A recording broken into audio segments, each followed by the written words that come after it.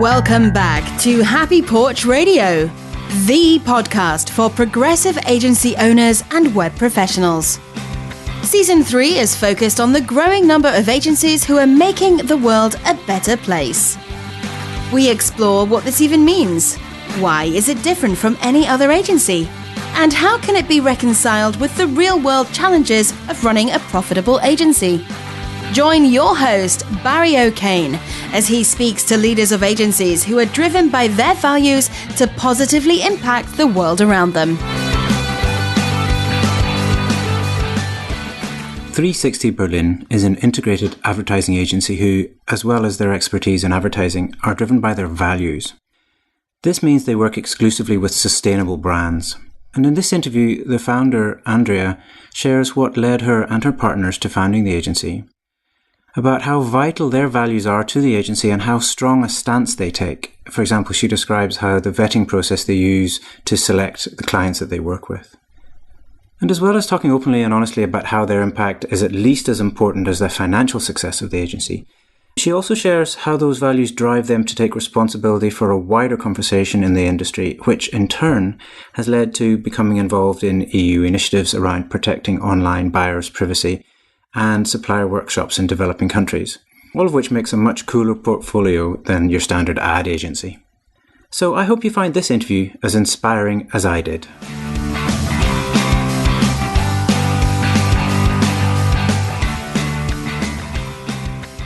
How we founded the agency. Then I've been first working on the creative side in Paris for BETC Euro RSCG, and then I joined the strategic media planning side in London for different accounts such as LG and Philips.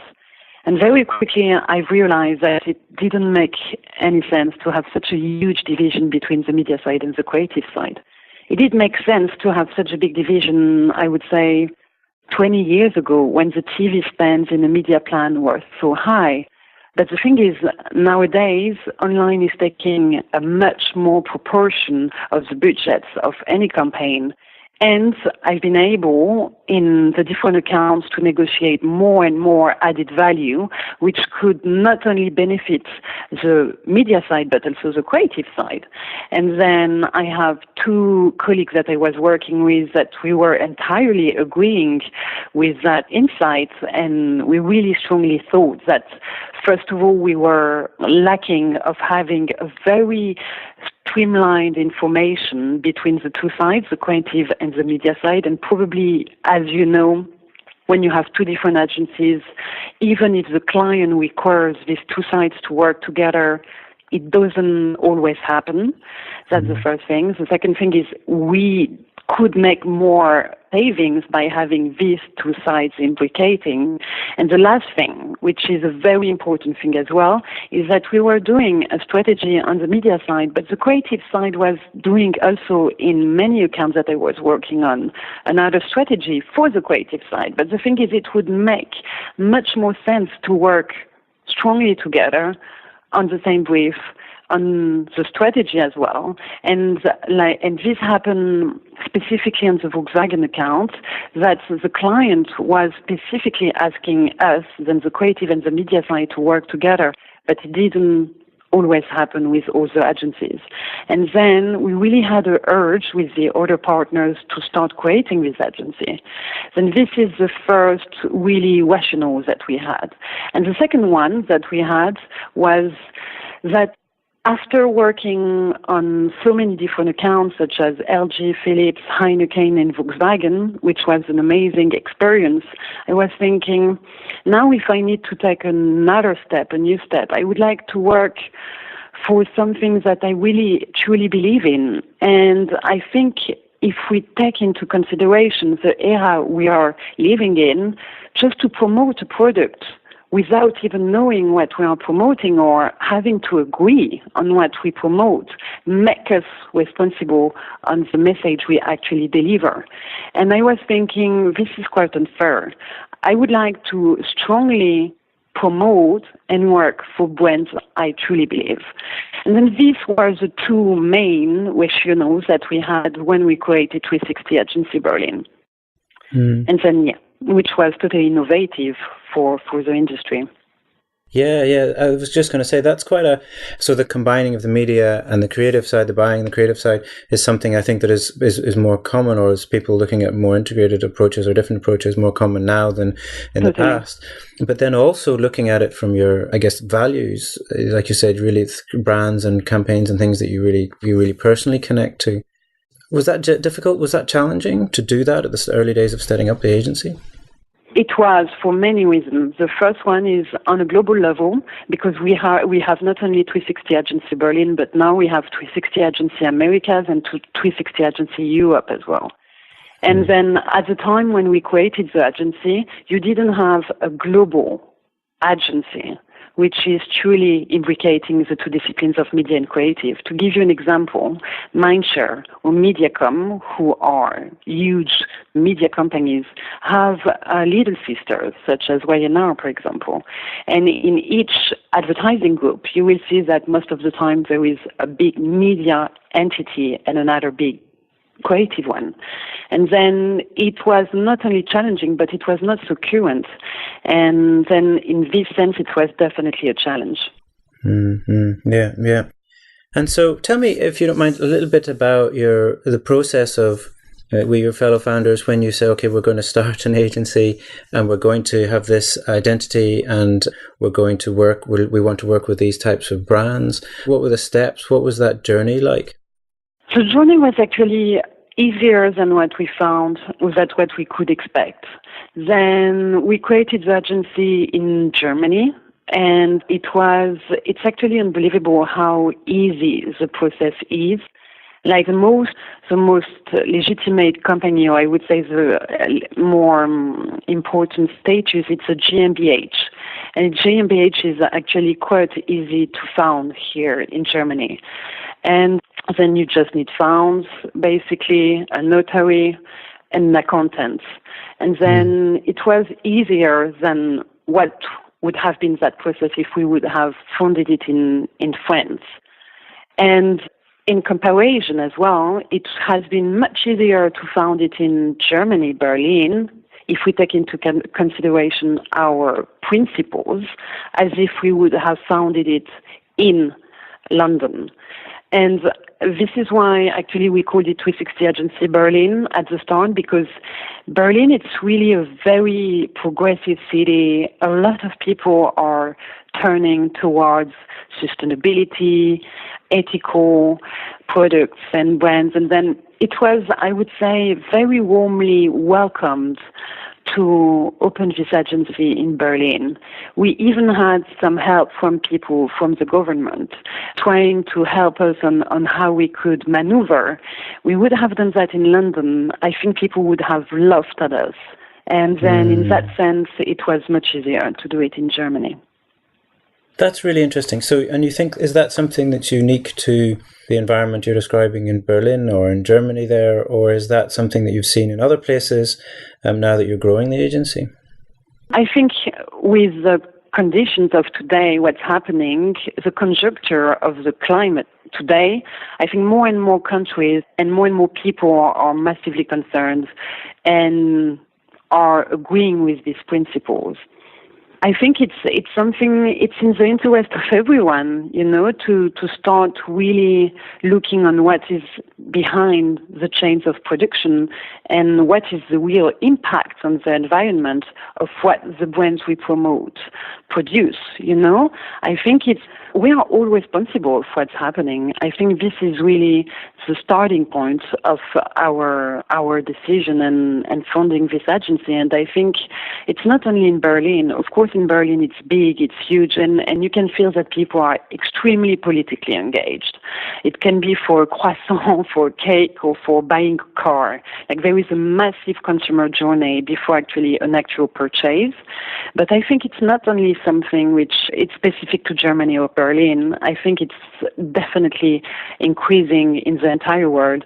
And actually, there is a survey which has been done recently by Nielsen, the research house, which was proving that more and more people get truly interested and concerned by what is the impact on the environment and social as well. Yes, I think that's very true. I've observed the same trend. Another thing I'm interested in there is that we could hear the passion in your voice when you talk about that and the principles and the things that you care about and I guess the reason that you wanted to start the agency in this way. Is that something you find difficult to explain to potential clients? Do you find that having, this is who we are, this is the type of projects and clients we want to work with, is that a difficult conversation, or do you find it's easy the other way and clients come looking for companies like yourselves that have matching values? Then the new business managers who work in the agency find it much easier than working for other brands or other agencies and defending the pitch. And I find it, I don't know if it's easier, but at least people are much more involved, and the budgets are not the same, I have to say, to be honest, but the people we work with are most of the time extremely engaged in what they do. And then, I wouldn't say it facilitates the conversation, but I would say the people we talk with are definitely more motivated and more engaged to make it happen. Yeah, I can totally see that.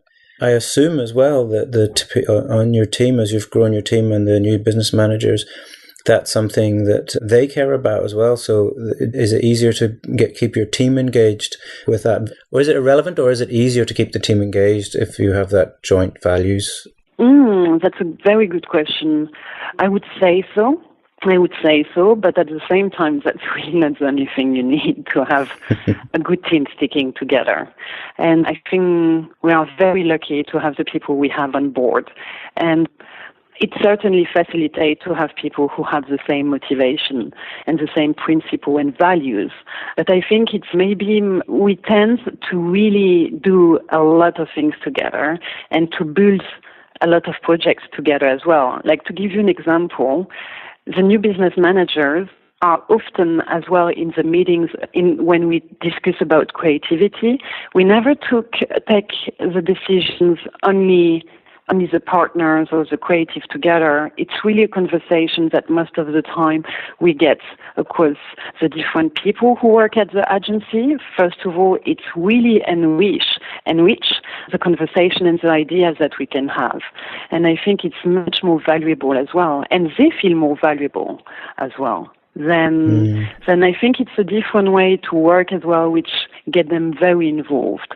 Not only the values, because, if you only have values, but not anything in the back to really back up your ideas and to make them alive on a daily basis, then people don't stick around as much as the people we've been working with.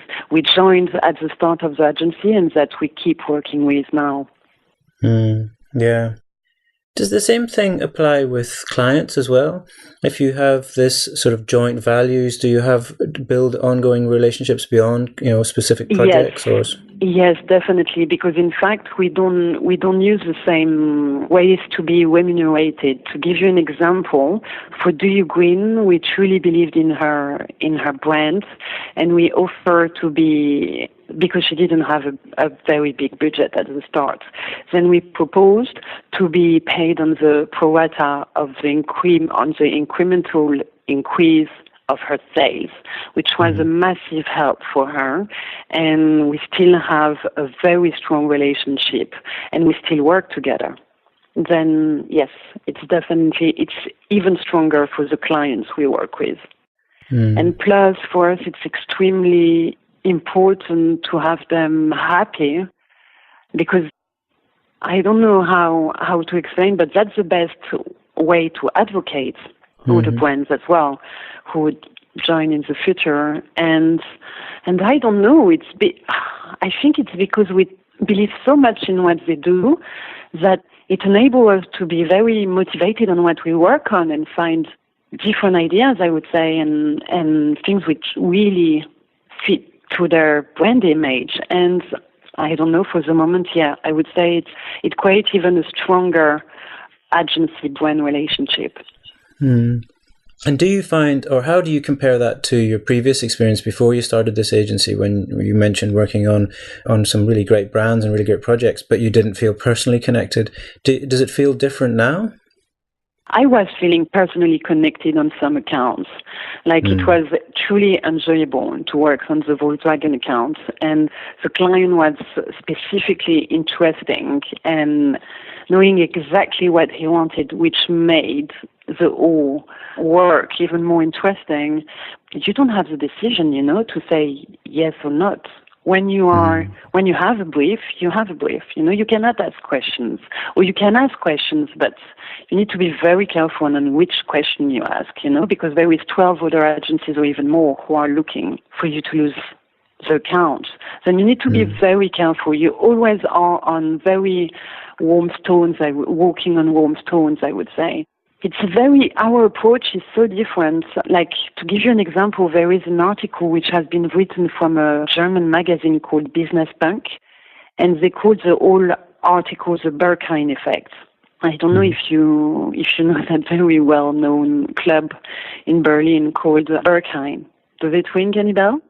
Yes, I've definitely heard the name, but that's as far as much Here we go. information as Everyone heard about that name, even if they are not in the clubbing scene. And the thing is, the specificity of that club is it's extremely hard to enter.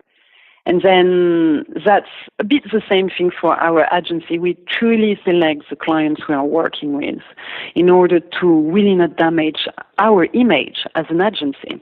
And then it enables us to ask questions before to actually work with the clients. When you are in a pitch situation, fighting against 10 other agencies, you are truly not in the same situation. You see what I mean? 100% see. And so what kind of process or what kind of questions do you go through when you're deciding whether to work with a client or not? Very good questions, and there is 3 of them. The first one is, do they have any CSR terms and policies in place?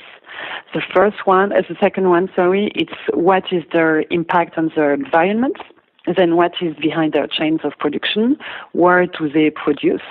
And the third one, if they respect the international labor rights. But to be honest with you, most of the time when they produce in Europe, the third one is valid and completed. And it's more for the the 2 first questions that we need to look closely. And it's more when they produce abroad that we need to really closely look at these 3 points. But an idea that we had, and we hope to be able to do it in the long term, is we truly would like to have an audit structure within the agencies in a few years to be able to straighten the parameters to fulfill, to be able to work with us. And also we find that the sustainable, in brackets, the sustainable label is not as something we can believe on, or I would say the sustainable label is what organic or bio was 15 years ago. I mean, to give you an example, a very clear example, H&M had this green label on their dress, and on their T-shirts as well. In terms of price, you should count 3 times the normal price, okay? And it has that green label called conscious. It seems entirely sustainable or organic. But organic and sustainable is not the same thing, Organic, it's like the products that they produce with, and sustainable, it's all, if they compile with all the parameters and environmental, but social as well, which is extremely important for the local population. And then you have that very misleading green etiquette.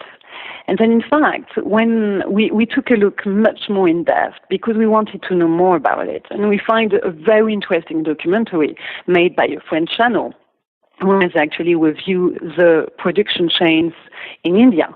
But they have a lot of different localities where they produce.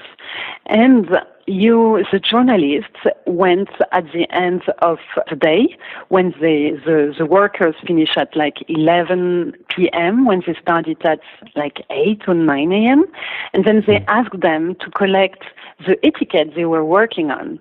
And no surprise, you had normal etiquette of H&M, but you had that very precise green etiquette as well.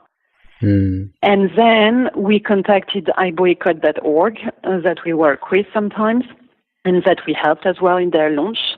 And then they contacted H&M, and H&M said, sorry guys, in fact it's green because it's produced with bio cotton, but it's produced in the same conditions as the rest of our stuff. Then you see how a green etiquette, which has a tone of sustainability, can be massively misleading. And then I think a lot of people are not protected against this, and the immediate danger is that people lose faith on buying more expensive to save the planet, but finally it doesn't have any consequence on the production. Then we think there is a need for a stronger audit. And there is great companies doing it, don't get me wrong. Like, for example, New Balance, they do some surprise audits in the companies that they employ in the different countries, and like that, they don't have the way to change their process of working while the audits, if you understand what I mean. Then it's really important to straighten the different ways to audit these companies, because specifically when they are abroad, because it's so easy to change documents over there as well. Sometimes they are very corrupted countries, and it's very important to understand. To give you another example, in the example of B Corp, which is supposed to be a bio label, the companies who apply to this label just send documents. But you can falsify so easily documents in these countries that it's not enough. You see what I mean? And this is why we really would like in the long term to straighten, first of all, the parameters that we agree with the clients, and therefore we really would like to have an audit entity within our agency in the future. That's really interesting and I guess ambitious sort of goal as well. Really, really powerful. Does that process at the moment, or like you building towards what you're describing there, does that take a lot of resources, a lot of effort? You know, it must be quite difficult to find clarity on some of those things at the moment in order to decide whether the client is a good fit or the project is a good fit for your agency. That's a good question. At this stage, it doesn't require so much resources. It's mainly the business managers who look into details with the partners, but it doesn't require more resources than this at this stage. We wish that in the future we'll be able, as I said, to look much more in depth, but it's important as well to adapt to the market today. You know, it's very surprising for brands already now to have been asked these questions, but I hope in 5 years it's going to be much more accepted, and then we can go a bit deeper into details. It's very important to not brusque as well the clients and to do things in the right tempo, I would say, and in the right manner, adequate manner as well. So when you say that sort of, you know, maybe they find it surprising, or have you found circumstances where you're working or starting to work with brands and they're defensive, or they react negatively to asking those questions? No, most of the time no, but it's true that I had a few potential clients that we didn't work with in the future, I would say, but who were very evasive, very, very evasive. And then we were asking questions, and you could feel that they were feeling more embarrassed than angry. And then looking into details, no, it would be too much risk for us to lose our credibility, and we renounced to work with them. But I would say more embarrassment than angriness. Anger. That's interesting. It's also interesting that you're conscious very much of your own, as well as the values, but the perception of those values as well. Do you find that you ever have to make compromises, maybe for financial reasons or other reasons, or is there no? Seriously, the answer is super easy. No. Actually, we work very closely with the European Commission, doing different workshops in the LDCs and sharing their GSP Plus initiative in these countries. And we had the exact same question from the European Commission the first time we presented our initiative. And they were saying, but how do you generate money? And is it enough? And then Martin and myself were in the meeting, and I answered, but when money is enough money, I think the revenues we generate are not as big as other agencies, but it's enough, I have to say. And I think it's better to work and really strongly believe in what you do instead of not being sure and lose that confidence, but have a bigger account, I would say. I rather the first solution, I would say. Yeah. I think that makes complete sense, and I really like the fact that was a very definite, very strong answer.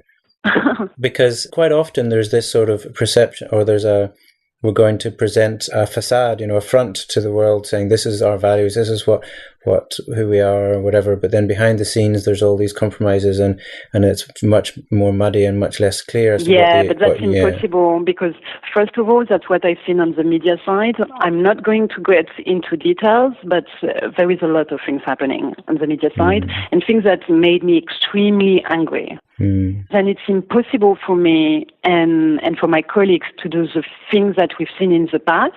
No way. And that's mainly things that we strongly fight against. Then it wouldn't make sense. I think if you really truly believe in what you do, money is not enough reason to change your belief, I know it sounds very idealistic, but that's the truth. And I guess more and more people think the same. And really think 10 or I would say 15 years ago, profit was the main parameter that people were taking into consideration.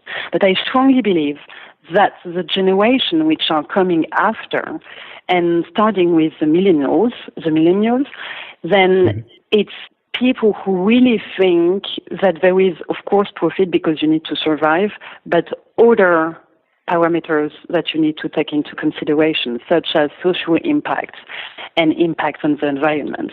And I think these people are so much exposed to different sources of information that it's okay to actually not only have that very, very simple target, which is profit, but to align with other requirements, if it makes sense. Makes complete sense. Do you have any formal or do you have any measurement structures around within your agency, within how you identify or measure those other values or other things that are important, or is it less measurement and more how you feel about how you're progressing in those areas? First of all, when you say measurement, do you mean KPIs? Yes, for example, KPIs. My question, I think, is basically it's very easy to measure profit. It's a very clear number. Measuring things like the impact to the social impact or environmental impact or the impact that you're enabling your clients and the brands you work with to have. It's much harder to put numbers and actually measurement around that, however format that takes. Of course. And I've been asked this question once as well, and my answer was, but how do you want, it was a brand that we helped, which creates swimming suits from fillets in the water, plastic fillet. They take plastic from the water, from the sea, which is, we quote it from the fillets that the fishes use. And then we help them, but the thing is, how do you want to measure? This is such a small effort compared to what can really be done, that it's extremely hard to measure our impact. And I think it's almost impossible at this stage. And I think as long as we truly help a change coming and helping to develop these sustainable brands, it's already a great thing, and it's inspirational for a lot of people as well. And this is a factor which is absolutely impossible to measure.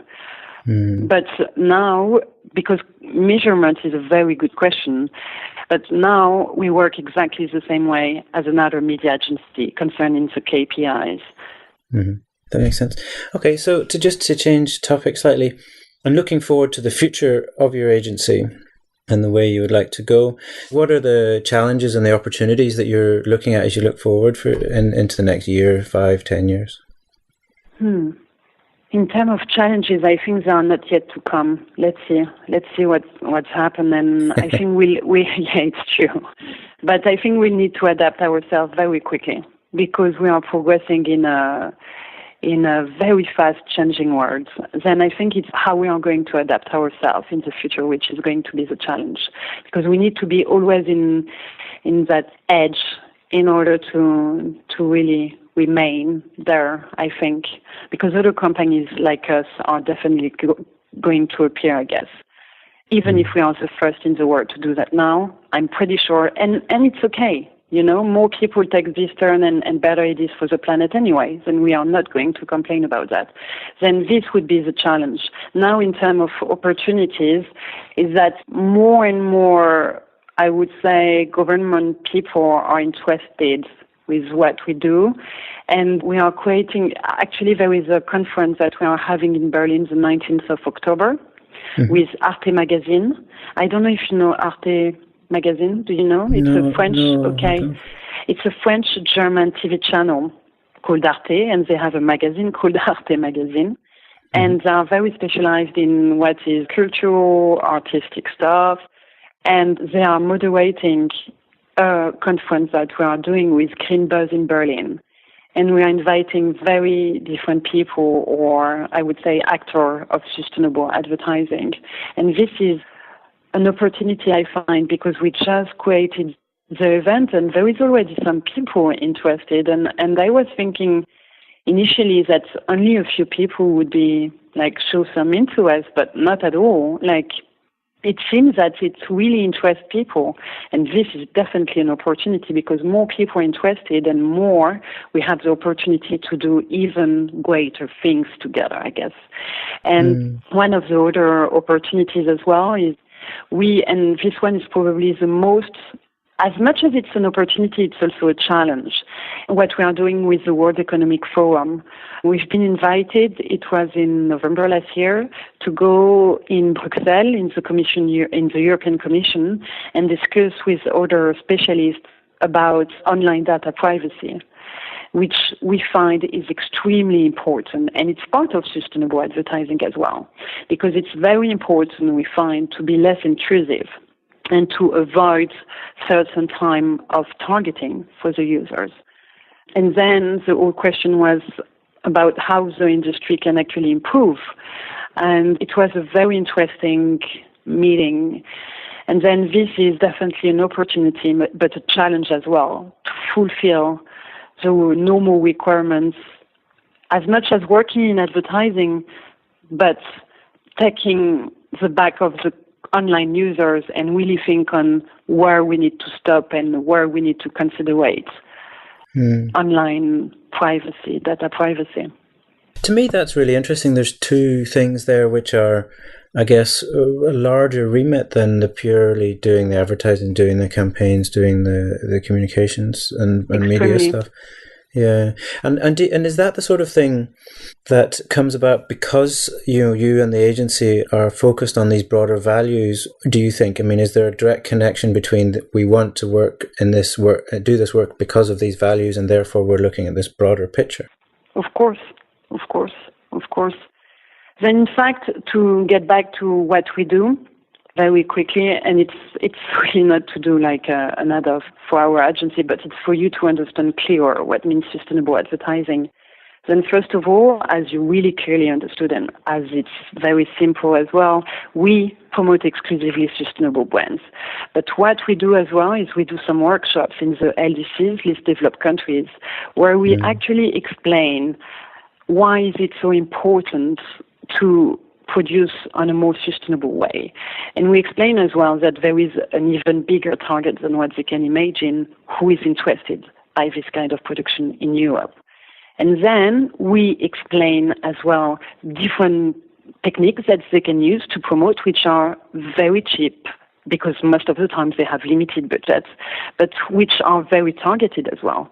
Then we explain online what it is and different targeting techniques that they could use.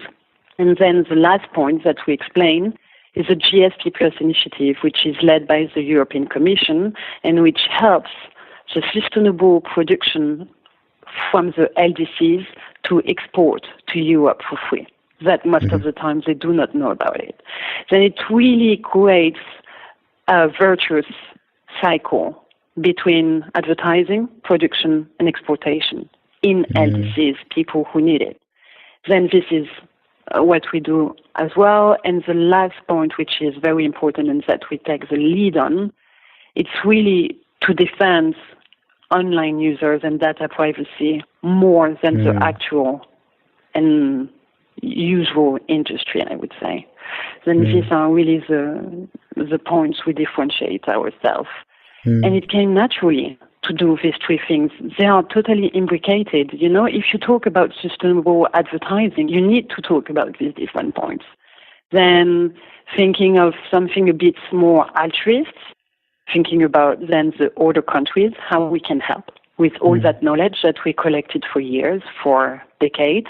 And then also think of the online consumer, which is like bombarding with advertising now with online, even more than what it was for TV. Then if we are talking about something fair, it needs to be fair on every level. I remember at the start of the conversation you said about taking responsibility, which I think is really interesting, tying to that point there about really understanding the buyers' rights and helping defend them at the same time as being part of the industry, also trying to get them to buy the right brands. Yeah. I think that's really interesting. Do you find that with the workshops and the LDC, the work you're doing in LDCs and with countries and organizations like that, is that with suppliers directly who are working with your clients, or are you able to? No, or is it kind never. of a separate thing entirely? No, never. No. It's totally separated. First of all, we don't have any power or suggestion on the attendees of the meetings. They are selected by the Chamber of Commerce or by the European delegation itself. Then we have, they are supposed to be sustainable, but in the Chamber of Commerce situation, they were not so often, or they were not all, I have to say. And in the case of the European delegation, yes, they were all, but they were very small producers. But it was amazing because we had the occasion to really be confronted to people who hardly actually know what online is. Because, they don't have the same online penetration as what we have, not even the same kind of broadband, Then they don't have the same usage as us. Then it's truly fulfilling to help these people to understand how it works and to give them some clues on how they can improve their business. You feel that what you do is 10 times more valuable sometimes than what we can do for normal clients who are used to it. And yeah, really rewarding then. Yeah, totally. I would say in a human level, at least. But the way, of course, we enjoy working in both configuration as much. But yeah, in a human perspective, it's truly fulfilling, I would wonderful. say. And one area that I'm personally very interested in running my own little agency is the personal journey you've gone through from founding the agency and running and growing now the agency. How much of a roller coaster has that been? Have you always felt confident and strong about the agency? And how would you maybe speak to other agency owners, other founders who want to work in a way that's tied closely to their values? What would you say to them to help support them through that journey? No, of course we had some doubts. I think it's part of the journey, and it is what makes it interesting as well. All the questions you can have while you doubt are questions that most of the time you must ask yourself. Then I would say to doubt is entirely normal, but perseverance is extremely important to make it happen and succeed. And I think one of the other very important things are to be surrounded with the right people, the people you can really trust. The right people, something. Sorry, my R sometimes is very difficult to pronunciate. Yes, and with the good people you can really trust and who can definitely have a lot of empathy and work across different disciplines as well. Yeah, and I don't know which kind of advice I could give, but yeah, as long as you strongly believe in what you're doing and that you accept to question yourself as much as possible in order to improve, because that's the thing. The thing is, for any agency, that's the way it works. You need to always question yourself in order to know how you can do things better, because life changes extremely quickly. and the world we live in, then it's extremely important to always know how to adapt yourself. Then I would say that's definitely the two things to remember and keep. And definitely one of the most important as well, it's to be with the people who help you and that you strongly believe in and trust, because it's thanks to these people that the agency is still on and even stronger.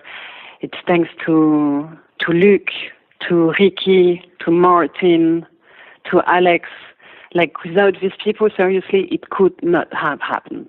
And it's so important to have these people who share the same ideas, the same energy, because you don't generate so much revenues at the start. Then you need to have people on board who really believe in what you're doing.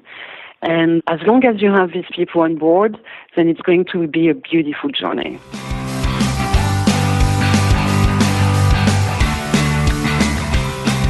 You can get all the links and notes from this episode on happyporchradio.com, where you can also find out how to send us questions, feedback, and get involved in the conversation about this series. If you enjoyed the show, please share with anyone else who might enjoy it too. Thanks for listening.